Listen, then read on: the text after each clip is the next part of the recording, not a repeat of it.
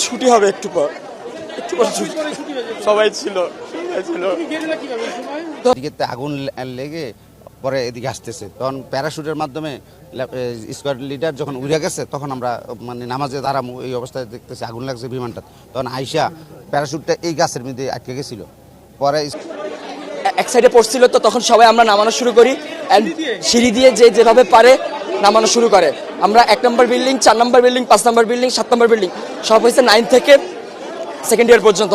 আর আলহামদুলিল্লাহ মোটামুটি সবাই সুস্থ আছে। রুমের মধ্যে পড়ছিল, এটা কেউ জানতো না, মানে ওই রুমটা ছিল বদ্ধ তালা মারা।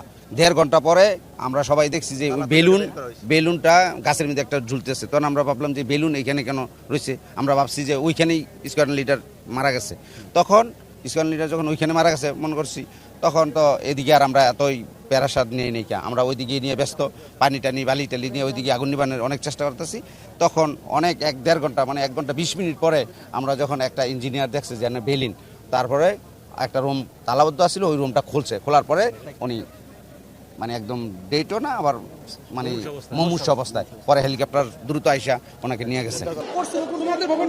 আমাদের ভবন নাম্বার 1 নম্বর বিল্ডিং, যে 8 তলা ভবন। আর বিমানটা পড়ছে আপনার হলো জুনিয়র সেকশনে, ক্লাস প্লে থেকে 8 পর্যন্ত।